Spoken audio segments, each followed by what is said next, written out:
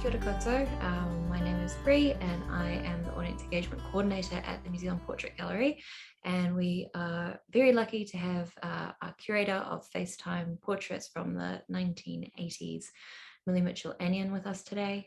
We're doing a recording of a curator's talk, kind of looking through some of the key themes and aspects and works from the exhibition. This will be uploaded to YouTube shortly after this session has been held, so keep an eye on our socials for when it's available. And yeah, I'll hand over to Milly now. Kia ora, everyone. I am zooming in from Wanganui, so it's lovely to be able to share some more about FaceTime with you and sort of like talk about how it came about and why some of the works were chosen and so on. So about 6 months ago, I was asked by Brian Wood, the acting director of the New Zealand Portrait Gallery, to if I would like to curate a show about the 1980s in New Zealand. And of course, I said yes, because that's such a fun decade to think about and consider what that would look like in terms of portraiture.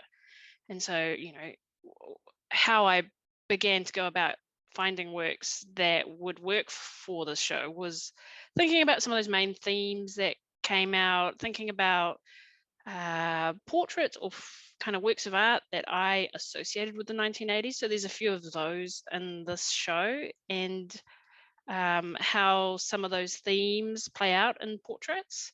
So when I think about the 1980s, I think about first off, I think about protest, and I think about the Springbok Tour, and I think about the hikoi and the land march and the sort of te reo marches to Parliament, and I think about homosexual law reform, and I think about the nuclear free marches that happened. And I think those are quite pivotal moments in New Zealand's history that all kind of happened in the 80s, like big time. And so there's all these sort of like visual records that exist of these moments that I sort of wanted to bring into the show. So that's one aspect. But then there's also just the fact that the 80s was like, you know, big 80s energy, big bold colors, big sort of optimism, sort of all these sort of new fun things that were happening. So I will kind of go through first off some of those funner, more colorful portraits. So let me just, so part of the section that I was looking at was colorful works from the 1980s. And to me, Jeffrey Harris, The Prisoner of Love, and Pat Hanley's Observer self-portrait are two works that sort of, you know, they share this sort of energetic, colorful, sort of asymmetrical shapes that are sort of interacting, and they're both portraits that have that kind of 80s energy. The visual language and signifiers of the 1980s are there. And I also just, every time I look at that Pat Hanley one in particular, I kind of think about that night, like that Castle quote where he's talking about just the vibe of the whole thing. And to me, that Pat Hanley is kind of like the vibe of the 80s. So some of the other works that are in FaceTime are works like Deborah Buston's screen prints. And I thought Deborah Buston was a really interesting artist to find a kind of quite a 80s vibe work from, because she was emerging in the 1980s as sort of like this big installation artist. And you see here on the picture of her at the City Gallery that, you know, she did these sort of like giant room size installation sculptures, and she kind of came out of art school and was kind of immediately catapulted into those gallery spaces. And to me, she sort of represents that 1980s sort of like new artist, big colors, big installation. And that is kind of why I thought she really reminded me of that 1980s sort of aesthetic gaudiness that I associate with some of this work. And then, you know, in a similar vein, I was looking at Gordon Crook quite a lot, and I'm quite fascinated by his tapestries that he did during the 70s, 80s, and 90s. And although this one's not, exactly in the 1980s, it kind of is part of that series that continued throughout. And when you look at sort of Gordon Crook's visual language, it's quite asymmetrical. It's kind of breaks that repetitive pattern that happens in tapestry. James Mack, who used to be the Douse director in the 1980s and late 70s, said of Gordon Crook that he was a color master and he breaks all the rules. And I really, really think that it kind of relates to that sort of 1980s move for artists. It was sort of like a breaking of rules. Postmodernism is sort of like this going back, breaking the rules. And I've kind of included these other works of Crook's because you might recognize them from the Michael Fowler Centre in Wellington.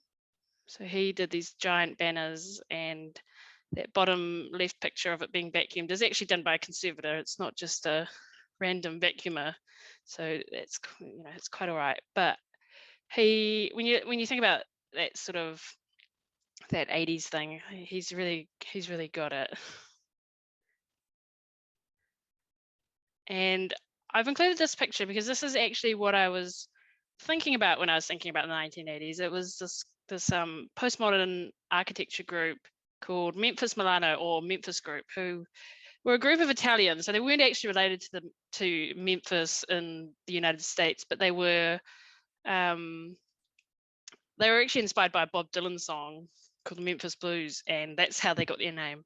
But they were pretty active from early 1980s to, I think, 1988 when they broke up. And so when you see all this sort of like 80s nostalgia that gets kind of brought up, kind of like reintegrated into popular culture, they're sort of riffing on Memphis Milano quite a lot. And I think even more and more, you can kind of see replicas and Memphis Milano kind of coming back, and you can actually buy some of their furniture from Memphis Milano. So it's kind of quite a strange sort of time travel back to the 80s to sort of buy contemporary furniture. It's kind of funny to me, but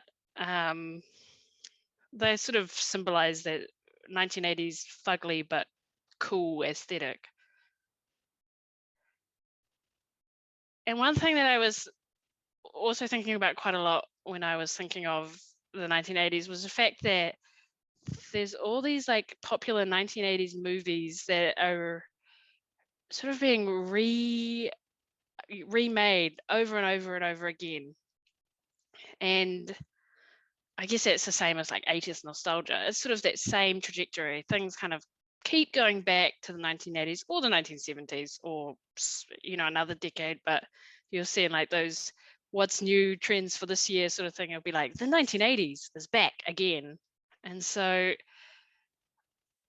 I was thinking about that more kind of in a conceptual framework, and there is a few sort of theorists that talk about why this may be and kind of what this entails. And one of those is Jacques Derrida, who talks about it, and he uses the term hauntology to explain this like constant haunting of the past to the present. And so he talks about being like a compulsion to repeat over and over again, and that another way of thinking about it is it's sort of a bit like the imprisonment of the past. And although this is a little bit darker to think about, it sometimes feels like that, like when you're going back to watch Blade Runner in 2020 or 2021, and then you go back and watch the remake of Blade Runner same time, you're like kind of just reliving this past sort of like landscape and historical moment about the future, but in the present. Anyway, I just think it's sort of like this kind of like weird time traveling thing. And it's sort of, when I was installing the show, I was talking about this to a friend, and he said every New Year's Day he watches RoboCop. And I was like, are you kidding? Because I know another friend completely like unrelated that also watches RoboCop, but on New Year's Eve. And it just sort of like, it's that same thing. It's like, as you like mark time moving forward, you're going back and watching this movie about the future. It's just sort of like this strange sort of thing about, I don't know what it is about 1980s movies, but it's pretty like constant. And then, you know, sort of relating to that, I think about things being a little bit sort of out of tilt with time, and looking at these two works, which I really, really, really love. The Peter Hankin photo of John in his diner is of John Reynolds outside his cafe in central Auckland from 1980 he started it. But I really, I love it because it looks like it's super 80s. He's got like these big neon signs. He's got his little like polo shirt and his 80s glasses and his little necktie on, and he just sort of epitomizes what like the 1980s looks like in my brain. And it is sort of important to remember that I wasn't actually around in the 1980s to like remember it. So everything I know about the 1980s is just entirely brought about via like popular culture or history. So when I think about it, that's what I kind of imagine. And the same with the Paul Hutchinson self-portrait. When I think about what the 1980s might have looked like, that's the sort of person I see in my head. But I also love this work because it's the sort of person that I see now as well. Like I've told a few people that I chose this portrait because it looked like one of my friends, like, you know, obviously a little bit different, but same sort of glasses, same clothes, same haircut. And I go, oh, this time traveling thing all over again. It's sort of anachronistic. Yeah, so I do really love that Paul Hutchinson though. So I chose it almost just based on that. But moving around, another sort of larger theme of the 1980s was politics. So for me, when I think about things that were happening, I think about the kind of huge political shifts that were going on. You know, and I'm not saying that some were bad, some were good, but they were just sort of shifts. Like all these things were happening. And, you know, you can't think about the 1980s without thinking about Robert Muldoon, the former Prime Minister, who right up until 1984, when he called a snap election, yeah, was in charge of the country. And then it moved to David Lange, obviously. But I've kept finding all these works about Muldoon, and unfortunately I can't match it with David Lange's equivalents. So you'll have to just trust that. I would have had some David Lange works in the show, but there were too many good Muldoon ones. This one by Mary McIntyre is quite tiny in real life, but I really love it because I think it's just a very funny joke, essentially. McIntyre's pictured there in the background, but she used to paint these pictures because she thought it was really important to have these political portraits so that like down the road we could remember these politicians as they were after they've faded from view. And so they sort of act like historical documents, like Renaissance portraits in the Renaissance. And so I really think this one's funny. It was painted around the same time as the snap election, so I think there's a little bit of a joke about being a little bit wood-headed in there. And I'll move on to the next Muldoon image, which is in the show because I thought it was it's actually a really well painted portrait of Muldoon, and I don't really understand it as well, which is it's good. It's good to sort of go, why is he painted as a burger?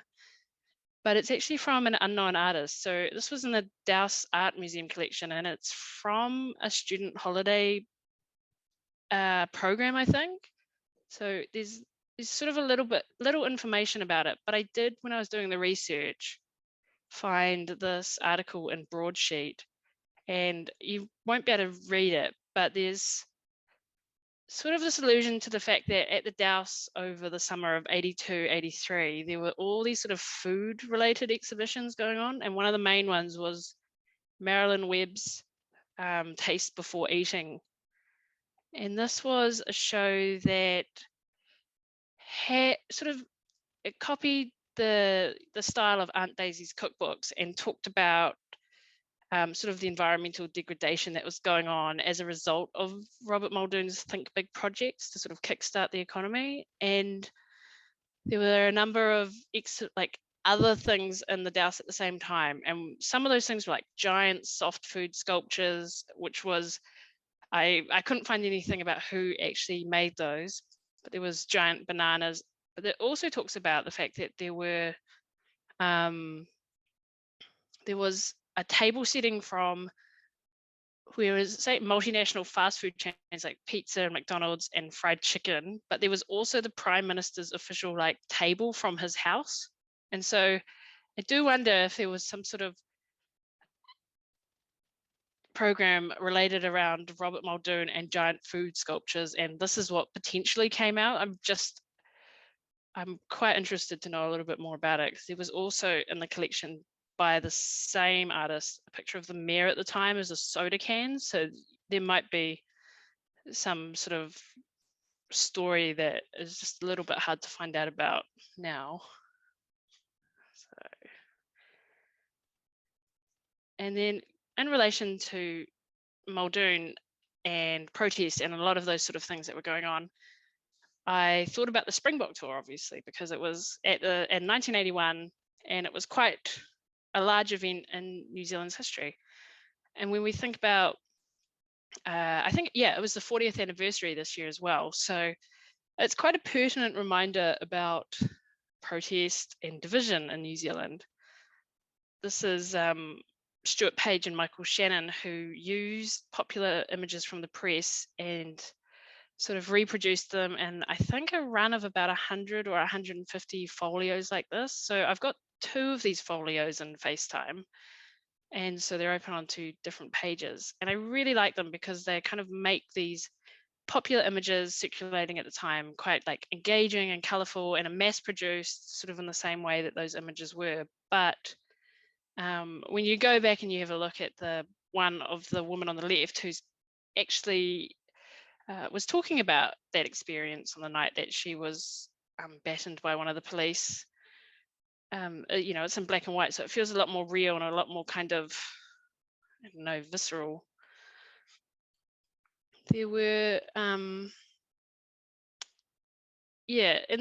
this also, Stuart Page and Michael Shannon produced a number of prints and posters during their sort of artistic practice, and I really like the idea that prints and posters and sort of like that media was sort of pasted around like places like Wellington and Auckland as a form of communication and protest. And so you'll have to forgive me that the image of the protesters on the left are actually from the 1970s, but the images on the right of the petition relate to the petition against the Homosexual Law Reform Bill in 1985. This petition was made. And so it kind of speaks also to the fact that a lot of the protest movements that were happening in the 1980s had already sort of had their roots in decades prior. But 1986, when the Homosexual Law Reform Bill was eventually passed, was kind of a momentous moment for the queer community in New Zealand. And so thinking back to that time, it was kind of like, it's almost unimaginable to think that it was illegal to be in a relationship or, with whoever you wanted. It seems kind of like, it's unrelatable really, but I think, it serves as a reminder that progress like this can happen. And I think one of the really kind of, in the FaceTime book, I've actually sort of highlighted what was said around the same time was there were quite a few sort of opposition MPs. The bill was brought about by Fran Wild and under the Longy government, but one of the opposition MPs that led a lot of the anti homosexual law reform bill marches was Norman Jones from the National Party, and he said that, go back into the sewers where you came from. As far as I'm concerned, you can stay in the gutter. And there were other kind of quotes of that nature at the time after the bill was passed in the official Parliament records. John Banks, who was an MP at the time, said that this day will be remembered as a sad and sickening day for New Zealand. And so it kind of just I know it exists as this moment in time, but it is quite a shocking thing to kind of look back on and think about. And so a number of works in FaceTime sort of think about and talk about this kind of moment in New Zealand's history. And two of those works that I've chosen are t-shirts. That one on the Chesty Bond t-shirt is a little bit grubby in real life, but that's because it was used by the people wearing them for about 10 or 15 years during all their times that they would go out and protest. They'd wear these sort of t-shirts and singlets. And so these two works came from Neil Anderson and Michael Eyes, and those they were the ones who started Queer Planet, which was based out of Wellington and sort of advocated for equal human rights, which was only in 1993 that the Human Rights Act was changed so that gay people weren't discriminated against. So it was, it was just the next step after the homosexual law reform bill. But these two t-shirts and singlets I really loved because I originally chose them because they had portraits on them. But the more I got to understand the actual context of them, the more I knew that they were really, really embroiled in that 1980s protest in Wellington, which I hadn't actually known about before I'd chosen them and before I'd started doing a lot of research. So Chesty Bond was this sort of figure, started as a marketing campaign for bombs, and then slowly as time went on, it was sort of appropriated as this gay icon, and Victor Mature was also sort of appropriated as sort of laughing about toxic masculinity in male culture. And I think those are quite funny portraits to have included on a t-shirt and a singlet that were actually used in protests throughout New Zealand, throughout Wellington in the 1980s. So I thought that was pretty cool to sort of represent. And just wanted to include an image of Robert Muldoon when he was the narrator for the Rocky Horror Picture Show, to say this is not all against Muldoon or the National Party. Another work that I found when I was looking for portraits was this one by Diana Lee Gobert, and it's kind of got in cursive glitter lavender scandal, and for me, I interpreted it as a way of thinking about the lavender scare from the 1950s, 1960s US, where it was the midst of the Cold War, and anyone that was sort of suspected of being gay, queer, homosexual, anything that the government at the time thought was a little bit out of kilter, there was an executive order passed by the government to enable those departments to fire their employees if they thought they were potentially spies for the Cold War, which was that's wild. But even in the 1980s, there was still instances of this happening, and it was only really repealed in 2017, I think, right before Obama had left office and transferred to Trump. So it's been a law for a long time in America. So it's kind of, even though this is going back right to the 1980s and before that, it's still quite a relevant issue. And it's good to kind of think about where things are and, our position today. And so another thing I wanted to think about was how do you represent the economy in a show about portraiture, which is, I had a little bit of trouble finding like photos potentially of like the stock market crash or neoliberalism essentially. And so I've just sort of chosen a few works, and some things are sort of alluded to in the actual show, but these two images are made by Glenn Bush, and they are part of a larger series called Working Men. And this is a series that sort of documents blue collar workers in their place of work. And it was quite a lovely series because Glenn would go and chat to all these workers about their hopes and aspirations, and if they enjoyed their work or enjoyed their job. And a lot of them were really loved their job because it provided for their family. And I think that's a really kind of admirable way to think about work, because when I was growing up, it was just like, you've got to find a job that you love, you'll never work a day in your life, sort of thing. But as I get older, I sort of start to think, actually, I think I just like a job that provides for my family. That's great. So it ends at 5:00. It's amazing. And so these men were also like thinking about the precarity of their work. There sort of was always in the back of their mind that their work could suddenly end, their factory could close. And at that time, you think about early 1980s, there was this,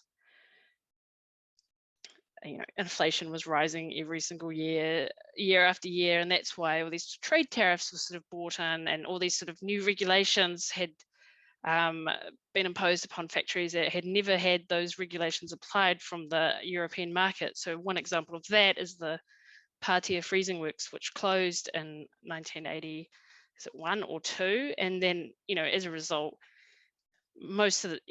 everyone in the town was essentially made redundant because the factory didn't want to put in the money or investment to comply with the new European laws to operate as a factory and export overseas. And I think that's kind of the precarity and the position that these pictures were taken in. And so they're kind of like one representative like of what, the economy in the 1980s. But then there's also this other kind of like flip side that I wanted to represent in this show, and that is that the workforce was changing. More and more and more people were going to work. They were moving from the regions to the city to get jobs in the big city. And then there was also this sort of dynamic where the gendered sort of like home life was changed, because women were more increasingly starting to go to work. So more and more and more, there would be 2 providers in the family, or there would be single mothers who had to go and work full time to provide. And as childcare became increasingly sort of available, which was happening throughout the 1980s, that it was possible to do these things. So the workforce was sort of changing at the same time. And this is sort of like this other, when I was talking about the Patia freezing works, I wanted to also sort of like think about the other side of that, which was Dalvanius Prime and the Patia Māori Club, when they made Poye the record, which was this kind of like the #1 song when I think about the 1980s. But it was also this sort of like very exciting, invigorating song that lifted people. I think one of the workers who'd been made redundant from the freezing works said that it lifted them all out of the doldrums. So, out of this sort of kind of horrific economic activity that happened in a small town in rural Taranaki, this sort of like treasure came out to sort of lighten the mood essentially, but it also has this like incredible message about Te Reo Māori revitalization, which is very cool. And I just love the sort of space Māori portraiture. And unfortunately, couldn't get this in the show because it was a little bit too late to get a loan from Te Papa. And like I was saying, I didn't really know how to represent the stock market crash. So I've just included these in the presentation because I just love everyone like looking very forlorn, like very sad and holding phones and their hands up to their heads about 1987 Black Tuesday stock market crash, which really kind of had these like ongoing ramifications after the 1980s. And one of the things when I was thinking about this show was these photos from my uncle Peter, who took these photographs from just down the road from my house, actually in Wanganui. These sort of like anti mother of all budgets marches. So quite small, but you see like there's in the signs, they'd be like, can you live on $108 a week? And so that's sort of the climate that I grew up in after the 1980s. Is sort of like quite restrictive, economic, fiscally responsible environment. And I don't know, it's kind of how I view what happened in the 1980s and what happened kind of after, when I was sort of growing up as a kid. And so I've been thinking about protest and activism throughout the 1980s. And one of those things that I think is really, really cool, and I'm really, really thankful for, is that Te Reo Māori was officially declared a language in 1987. So it was, thanks to all these protests that happened, like not just in the 1980s, but before them, that Te Reo Māori was officially declared, an official language. And you'll see like in there's like equal status Māori and English. And so, finally that sort of part of the treaty was sort of honoured essentially. And, that's why you wake up and hear RNZ in the morning and they're speaking Te Reo Māori more so than they used to 5 or 10 years ago. So just slowly and slowly, like these things were starting to happen. And I actually think about Dame Nada Glavish, and when she was working at the call centre and she said kia ora to answer the phone, and was stood down as a result. And you can't even like kind of imagine that now. I don't know, it just seems like a strange sort of moment in time that was happening back then. And when I also was thinking about portraiture from the 1980s, I was thinking about other ways of representing portraiture. So I have this work by Darcy Nicholas, and because essentially it is this sort of portrait of the landscape as well as the two figures. There's a sort of a recognition that the earth and the sky are also portraits, Papatūānuku Ranganui. But this particular work was painted kind of referencing, next to Darcy's marae was this forest that was seized in the 1870s, but it was, I think the forest on it remained until about the 1960s, when it was then flattened for farmland. And so usually in Darcy Nicholas's images, there's usually Taranaki in the background or some sort of reference to place, but that is sort of just been removed in this particular work. But I still think that it's an important way to think about portraiture is the land as a portrait. And so I was really lucky to have found and borrowed these two works by Buck Nin about the land as a portrait. And these come from Te Puni Kokiri in Porirua. So, I mean, the title, obviously it's called Fighting Tuataras of Waikato. which I think is quite funny because in the office I think it's called the Fighting Lizards, so quite close. And I wasn't quite sure what to call it until we'd picked it up and checked the back. But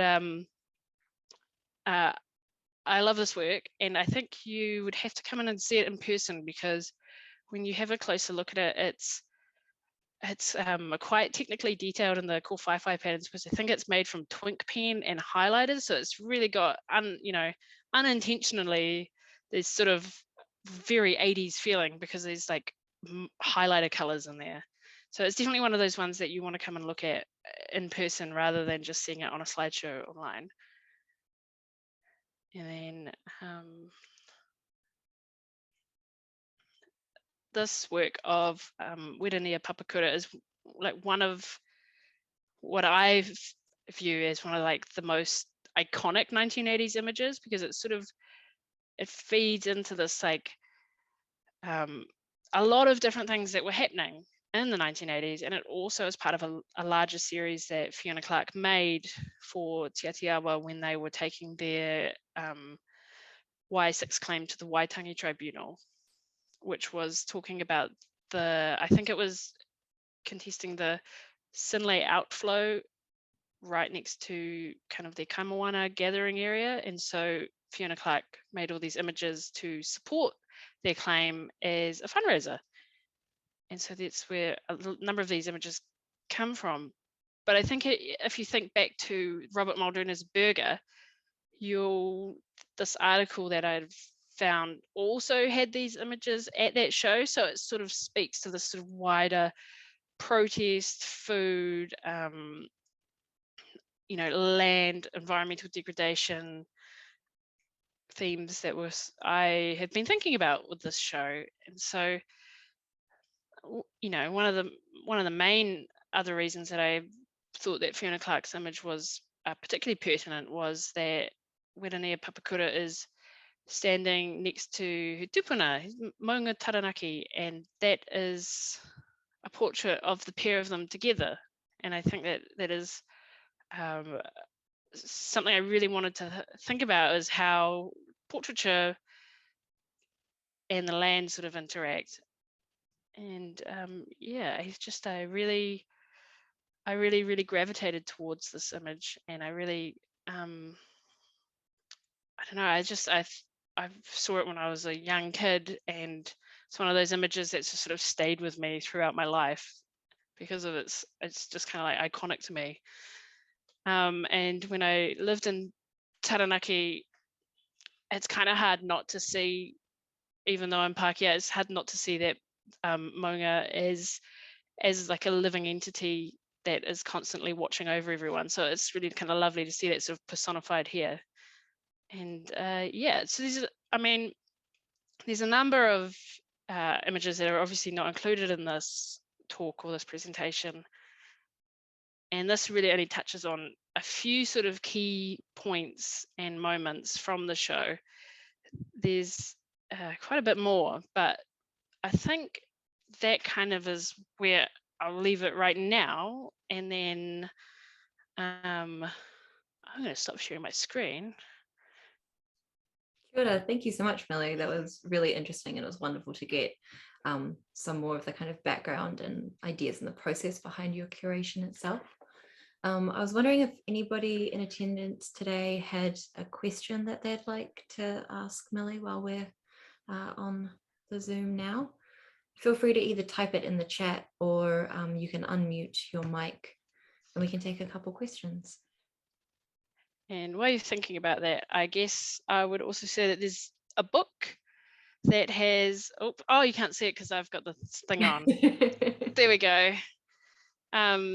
There's a longer essay with kind of more accurate facts that I've written rather than just remembering off the cuff of my head, that kind of speaks to a lot of these issues in more depth and sort of issues in between what I've talked about. And there's an essay by Kirsty Baker that kind of goes into detail about Fiona Clark's work from the 1980s. So that is well worth the read. Yeah, there's a lot of really wonderful diversity in the works, but also in the mediums in this exhibition.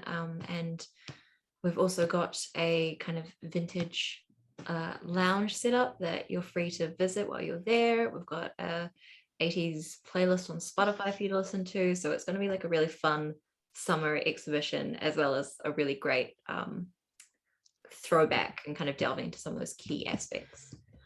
I've got a question from Erin in the chat that says, what one word could you use best to describe 1980s New Zealand? That's a tricky one right out the gate.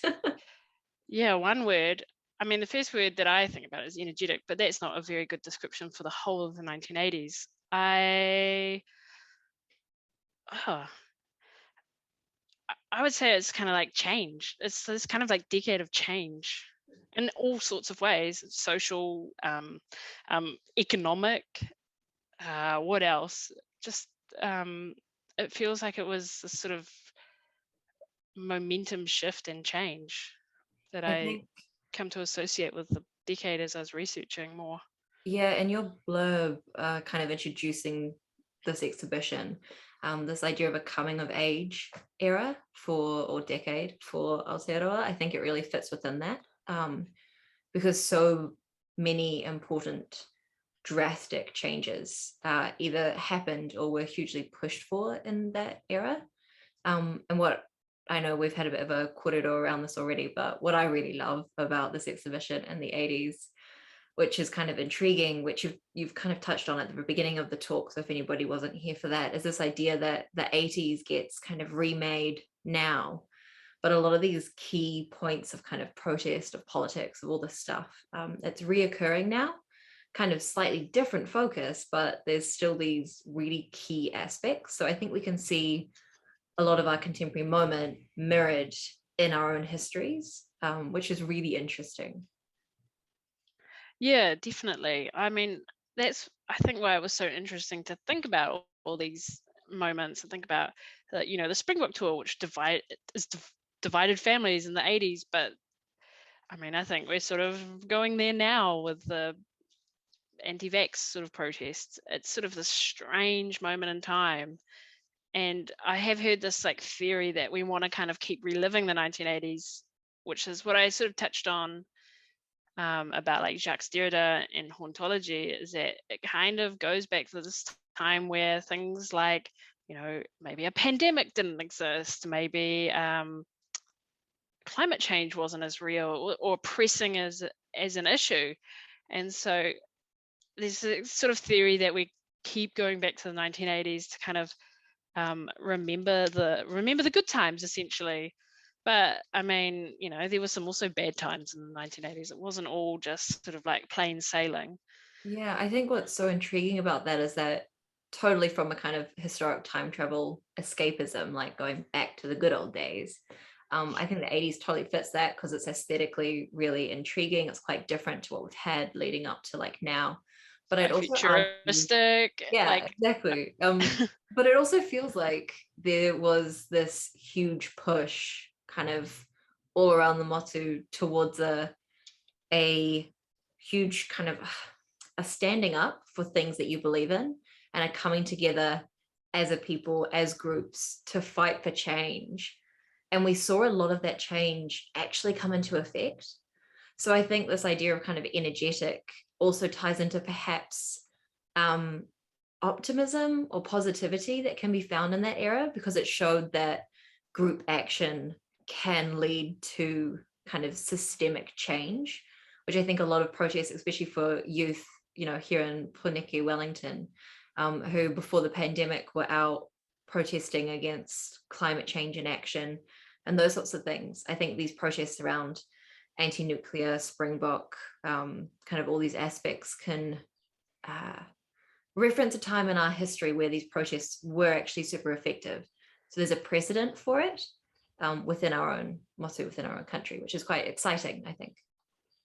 And I was one of my favorite political characters, which I haven't kind of visually got in the exhibition, was Donna Awatiri Huata, who wrote Māori sovereignty throughout the pages of Broadsheet magazine. But she also was this key proponent of protest and Māori rights and the Springbok Tour as well. And she sort of saw a lot of people kind of coming to the Springbok Tour and going, Wait a minute, this seems like it's kind of happening here as well, and in some ways or another, not necessarily, apartheid South Africa, but Māori were also not afforded the same rights as Pākehā in the country. And so a lot of Pākehā was sort of like bought over by that Springbok Tour to sort of start fighting for Māori rights as well. And I really liked that. And I thought that was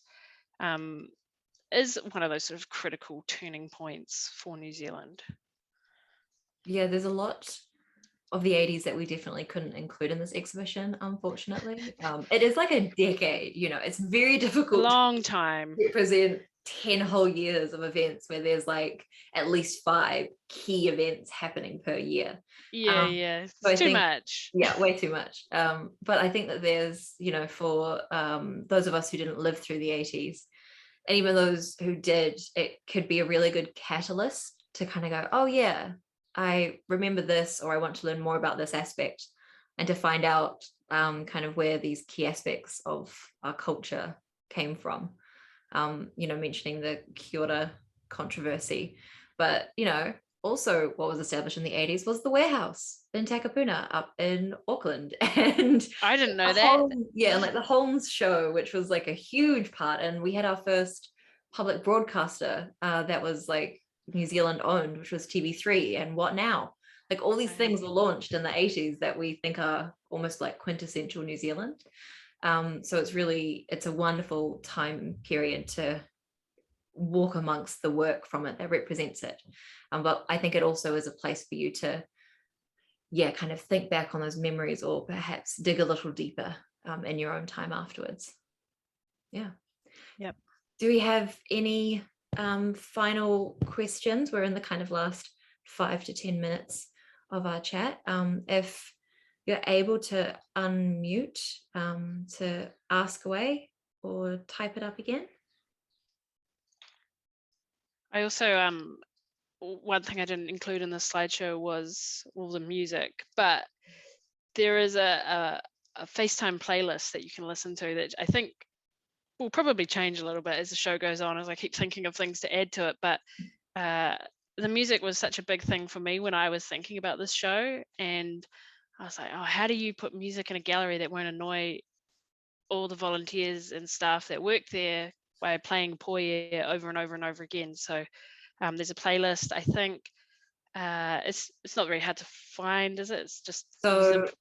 If anybody's wanting like a really fun music flashback, the playlist is on Spotify, and it comprises of Aotearoa only like bands and music from the era, and maybe a little bit either side of the 80s. I actually put it on this morning while I was cleaning my house, because it just makes for like a really good playlist like that as well. It can be found via the New Zealand Portrait Gallery Spotify itself, but an easier way to find it will be on our website. So if you just go into FaceTime exhibition, we've got it kind of embedded in that space, and you can choose to open the playlist in your own Spotify, and you can see a selection of the different songs that are listed within it as well.